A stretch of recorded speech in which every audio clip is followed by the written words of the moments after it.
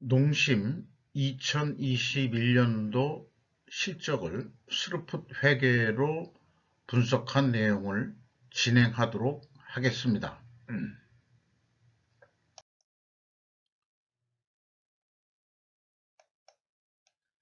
먼저 주가를 보면은 30만 3,500원으로서 2020년 말 대비 크게 상승한 것은 없습니다.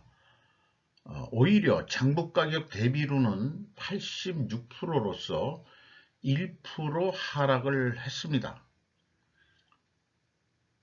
5% 이상 주주명을 보면은요, 농심홀딩스가 32.72%, 국민연금이 10.08%, 외국인이 12.71%를 소유하고 있습니다. 손익 내용에 와서 매출은 2조 1천억 원으로서 전년하고 거의 비슷한 수준인데 비율로는 0.1% 감소했습니다. 그런데 매출 재료비는 0.7%가 감소했습니다. 그 결과 스루풋은 0.5%가 증가했습니다. 스루풋률은 43.3%로서 0.3%가 상승했습니다.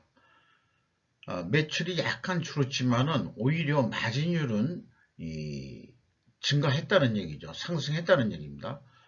운영비용은 3.6% 증가해서 결과적으로 TOE 생산성은 1.07로서 0.03포인트가 하락을 했습니다.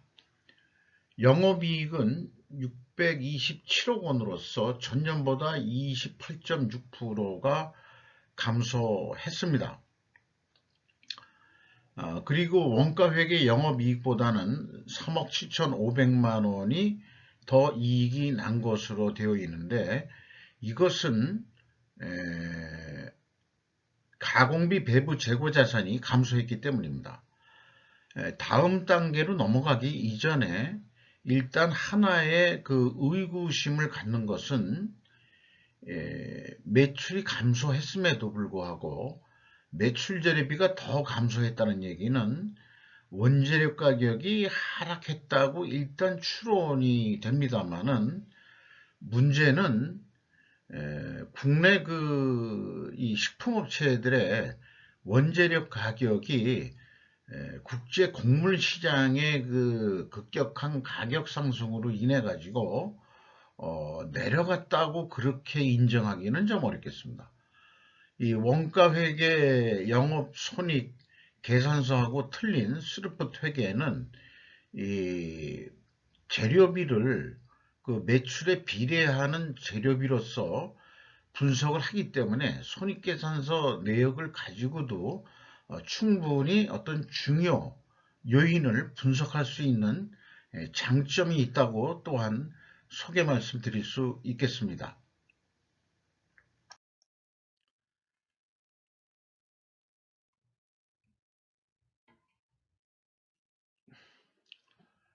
재고자산 내역인데요. 재고자산은 WCAI 가공비 배부 재고자산이 15억 감소했습니다. 원재료 및 부재료도 감소를 했네요. 107억 원대나 감소를 했는데 이게 그 원재료 가격이 만약에 하락했다고 그러면은 더 많이 쟁겼을까요? 오히려 일반적으로 원재료 가격이 상승을 할 때 사재기를 많이 하게 됩니다. 그래서 스루풋 쪽에서는 이 모든 재고가 증가한다, 하락한다 이렇게 보는 거를 중요시하는 게 아니고 자원 부족 시대 때는 이 가공비가 배부되는 재고자산의 증감액이 중요한 거고 원재료 및 부재료는 확보할수록 바람직한 것이다. 이렇게 얘기할 수가 있겠습니다. 그래서 절대 그 분석을 전체 재고자산을 가지고 하지를 않습니다. 그런데 원가 회계를 하는 쪽에서는 대부분 어떤 기준을 전체 재고자산으로 가져가는 기업들이 꽤 많이 있더라고요. 이것은 재고가 크게 증가하면은 영업이익이 한다는 원가 회계의 그 논리를 악용하는 사례라고까지 저는 그렇게 생각을 하고 있는 중입니다. 농심이 여기에 좀 가깝지 않느냐 이렇게 우선 판단을 하게 되는 거죠. 비용의 성격적 분류 내용인데요. 이 비용의 성격적 분류 내용은 매출원과 판매관리비의 합입니다. 이거를 그 스루풋 회계 쪽에서는 MC와 OE를 크게 두 가지로 디커플링해서 구성을 하는데요. MC 매출원가 재료비는 0.4%가 하락했습니다. 이게 금액이 하락한 건지 원재료가 하락한 건지 그거는 분명하진 않습니다. 운영비용은 3.6%가 증가했습니다. 운영비용 중 인건비가 3,459억 원이 집행이 됐는데 전년보다 0.4%가 감소했습니다. 매출이 감소하니까 원가 인건비도 감소시켰는가 이런 생각을 또 해보게 되는데요. 직원 수가 15명 감소했습니다. 5,000명 중에서 15명이니까 뭐 큰 수치는 아닙니다만은 어쨌거나 평균 임금은 6,600만 원으로서 전년보다 100만 원 떨어진 거로 산출이 됩니다. 그래서 2020년보다 0.1%가 임금이 하락한 것으로 그렇게 나타납니다. 이것은 뭐 본봉이 깎였다기보다는 잔업시간 등이 줄어서 이렇게 나온 결과가 아닌가 이렇게 추정을 합니다. 용역비라는 것도 줄었고요. 조금 그 다음에 운송보관료도 줄었습니다. 그리고 대표이사를 여기에서 좀 표현했는데 2019년도에 이분이 그 1세대 그 회장이신지 모르겠어요. 그분이 이제 그 타계하시고 그 2세대 분이 회장으로 들어온 것으로 그렇게 이해를 하게 됩니다. 가공비가 25%가 되겠습니다. 전년보다도 1%가 상승했는데 이것은 상대적으로 그럼 재료비가 하락했다는 의미가 되거든요. 1%포인트 정도. 그러면은 결국 원재료가 하락했느냐? 그 아닐 것 같거든요. 그 상식적으로. 그래서 조금 이 제조 원가가 좀 이상하다 이렇게 자꾸 그 의심이 가는 겁니다. PQ 총 제조 비용에 결국 차이가 있습니다. P 총 제조 비용은 회사가 제시하는 데이터를 기준으로 산출하는 거고요. Q 총 제조 비용은 저는 재고 자산의 기준을 가지고 매출원가를 역산해서 산출해내는 금액입니다.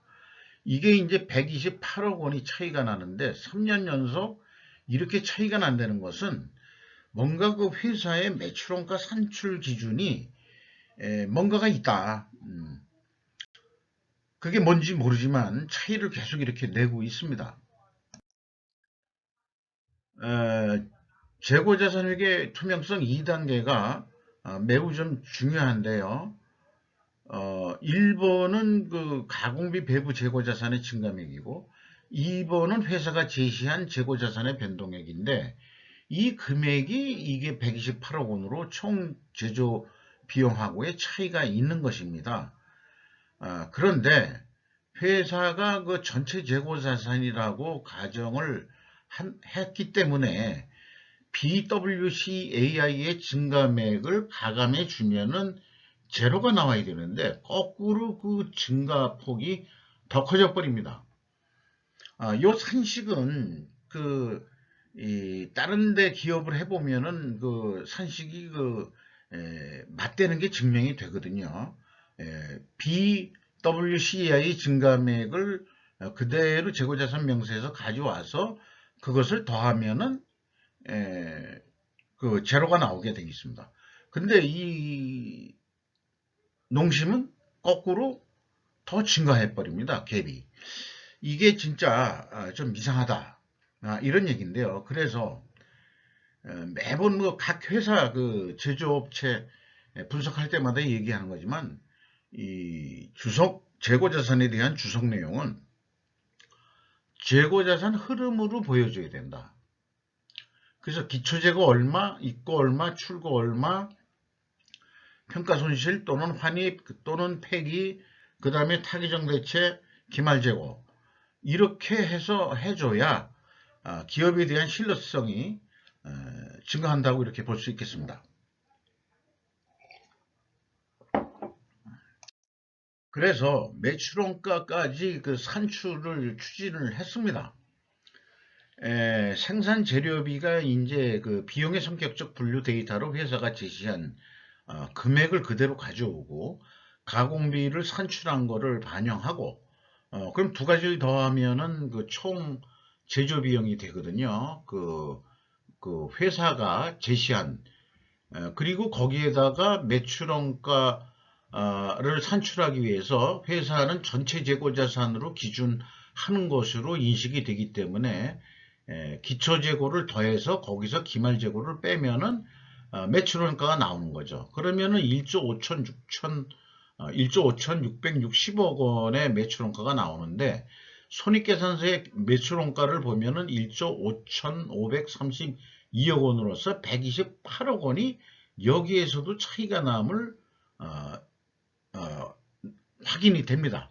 따라서 매출원가 산출 기준에 제 기준이 잘못된 게 아니고 농심의 매출원가 기준에서 재고자산의 변동액이 핵심적으로 무슨 근거로 그렇게 증감액이 나왔는지 이해할 수 없다 하는 게 결론이 되겠습니다.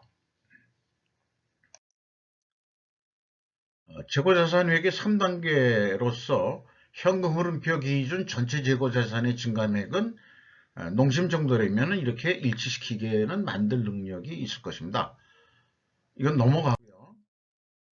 경영평가 지표로 넘어와서 WCAI 회전율이 18.2%로 상승을 했습니다. 그러니까 재고가 감소했기 때문에 이렇게 상승한 거로 나타나고요. TOE 생산성은 거꾸로 하락을 했습니다. 이렇게 역방향으로 크로스되게 움직이면은 분식회계 개연성 가정을 하고 있는데 회사가 이를 반론하려고 그러면은 WCAI 회전율 상승은 원재료 가격이 하락을 했든지 TOE 생산성 하락은 판매 가격 하락이라는 추론이 나오나 상식에 어긋납니다. 그리고 2021년도부터 제품 가격과 원재료 가격 추이를 공시하게 되어 있기 때문에 그것을 확인하면은 완전 모순이 일어나서 그 농심의 그 손익계산서의 제조원가나 매출원가는 분식회계 개연성이 농후하다 이렇게까지 판단할 수 있겠습니다. 회사가 이를 반증하지 못하는 한 제가 얘기하는 분식회계 개연성 가정은 유효할 것입니다.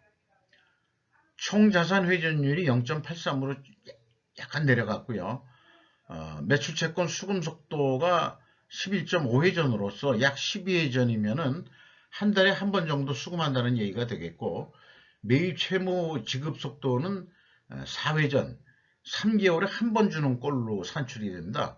이게 그 식품업계의 관행인지는 모르겠습니다만은, 그 곡물 가격이라든가 그 원재료, 밀가루 뭐 이런 것들을 구매하는데 이렇게 돈을 늦게 줘도 되는 그 시장 구조인지 말하자면 라면 업체가 갑인지 그게 좀 불명확합니다.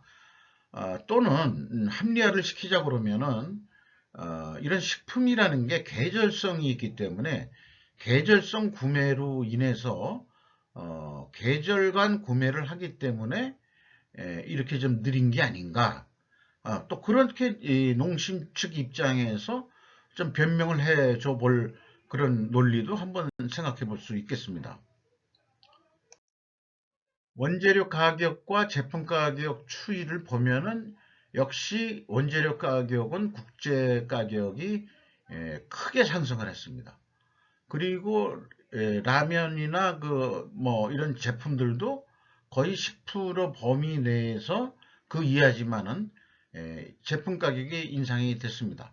제품 가격이 인상이 됐음에도 불구하고 매출액이 감소했다는 것은 그만큼 수요가 줄었다.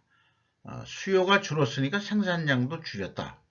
뭐 이런 결론이 나오는데, 그러면서도 그 이익을 그렇게 적게 내려고 했던 것은 그 매출원가 산식 중에서 이 재고자산의 변동 범위 기준이 매우 불명확하다.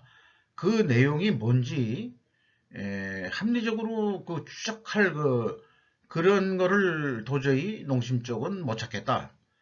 그런 얘기가 되겠습니다. 조금 농심라면을 애용하는 입장에서 실망이다 이렇게 얘기할 수 있겠습니다. 현금 재무지표로 와서요. 캐펙스 자본적 지출은 뭐 크게 투자한 건 없습니다. EAT 새우 현금 순이익은 2,035억 원으로서 현금 수익률 10%, 전년보다 1.3% 하락했습니다. 이자 부채 레버리지는 뭐 거의 그 차입금이 없이 쓰는 수준으로 자금 사정은 풍부하다 할 수 있겠습니다. 그 다음에 주주잉여 현금 흐름은 이익 배당이 되겠고 ROE 1.1% 선이 되겠습니다. 최종 FEMM 618억 원의 현금이 유출됐습니다. CBRR 현금 버퍼율은 20%로서 충분히 여유있게 가지고 있다고 판단이 됩니다. REM 이익잉여금률은 1269%로 상승했습니다. 납입자본 성장률은 13.2배로 성장을 했습니다. 재고자산이 아닌 재무상태표를 좀 소개를 해 드리려고 하는데요. 뭐냐면은 작은 금액이지만 온실가스 배출권과 배출 충당 부채, 이거 회사마다 약간의 그 계정명을 틀리하는 데도 있습니다만은 ESG경이 본격화되면서 작은 금액이라도 우리가 그 가스를 배출할 권리가 얼마 벌었다는 거하고, 또는 우리가 그 온실가스를 배출을 하면서 분담해야 될 부채가 얼마다, 이런 그 자산과 부채의 차익만큼은 나중에 갚아야 될 그런 그 분담을 해야 될 그런 그 비용이 나중에 발생될 그런 성격으로 인식이 됩니다. 분석을 한 데이터를 기준으로 해서 2022년도를 예측해보는 게임을 해보도록 하겠습니다. 매출 재료비가 30%는 증가한다고 보입니다. 가중평균적으로 검토까지 해보고, 물론 어느 정도는 감이 들어가는 겁니다만은 30% 인상된다고 보고, 수루분율은 그대로 가져가고, 재고 회전율은 거꾸로 장사가 더 안 된다고 봐서 17회전 떨어진다 이렇게 봐도, 매출 재료비의 그 상승 때문에 매출액이 2조 5천억 원 정도는 팔아야 전년과 같은 현상 유지가 될 수 있을 거다 이렇게 판단이 되고요. 이거를 뭐 어떤 B2B 거래의 견적 전략으로서 한다 그러면은 여기서 산출된 요 견적 전략을 매출 재료비, 가공비, 판관비, 그 다음에 예상 목표 이익 해가지고 2조 5천억 원대의 그 어떤 견적 가격을 산출할 수 있겠습니다. 이거를 어떤 단일 납품권이라고 한다면 250만 원의 납품 계약을 위해서 견적서를 내는데, 그 국제 곡물 가격이 워낙 올라서 힘들다. 협상을 잘해서 계약을 250만 원짜리 수주를 따낸다. 뭐 이런 계획을 세볼 수 있겠습니다. 그래서 원가 회계하고는 틀리게 그 스르픈율과 회전율만 가지고, 그리고 이제 뭐 재료비가 뭐 핵심적인 게 되겠죠. 이거 가지고 이제 사업 계획을 영업 스스로 해낼 수 있다. 제조 원가를 몰라도 이렇게 말씀드릴 수 있겠습니다. 어, 그래서 이 A 플랜 판매 가격 결정 후 액션 플랜에 대해서 추가로 좀 말씀을 드리면은 에, 재고 회전율을 1% 정도 더 좀 향상시켜 보자. 아니 20회전으로. 그 다음에 스루픈율을 1%더 좀 향상시켜 보자. 매출 재료비는 그대로이고요. 그렇게 되면 결과는 어떻게 나오냐 그러면 2조 9천억 원대로 매출을 올릴 수 있을 것이다. 물론 저기 재고 회전율을 20회전 올리는 거 이거 쉽지 않은 얘기고요. 스루픈율 마진율을 1%더 올리는 건데 이것 또한 쉽지 않습니다. 식품이라는 게. 그러니까 여러 가지 저기 경영혁신 전략들이 이 안에는 포함되어 있다. 이렇게 보는 거죠. 그걸 성공했다고 보면은, 만약 이렇게라도 1% 올리고 재고 회전율 2회전 정도 더 올리기만 해도 영업이익은 3,593억 원이나 증가시킬 수 있다. 그리고 이 원래 이 계획 대비 증가율을 산출하면은 다른 기업은 똑같이 그 매출액에 비례하는 것으로 그 증가율이 산출이 되는데 이 농심은 이게 그 비례하지 않는 것을 보면은 근본 문제가 생산 재료비부터 근본적으로 그 수치가 신뢰하기 어려운 게 있다라고 역으로 계획을 하면서 또는 나타나는 현상이기도 합니다. 이것은 여러 기업을 분석해 보면서 더 확증적으로 됐을 때 분식회계 개연성에 대한 어떤 추가 보완 자료로도 활용할 수 있을 거라고 판단이 됩니다. 그리고 이 손익분기점 선형함수 계획도 해볼 수 있습니다. 운영 비용이 10% 오른다고 가정을 하고, 이거는 이제 그 공장 가공비하고 판매 관리비를 다 합친 거를 운영 비용이라고 하거든요. 이걸 10% 오른다고 가정을 하고 이익을 50% 올려본다 그러면은 최하 마지노선은 2조 4천억 원대의 매출은 올려야 된다. 이렇게 간단하게 산출하는 방식도 있습니다. 그러니까 이렇게 무슨 C프렌 정도로도 검토를 해보고 A프렌 스루프 방식으로도 검토를 해서 견적 전략을 세울 수 있다 하는 그런 융통성 있는 판매 계획을 수립할 수 있다고 생각합니다. 이상 농심 2021년도 실적을 분석하고 2022년도 판매 계획을 시뮬레이션 게임으로 즐겨봤습니다. 감사합니다.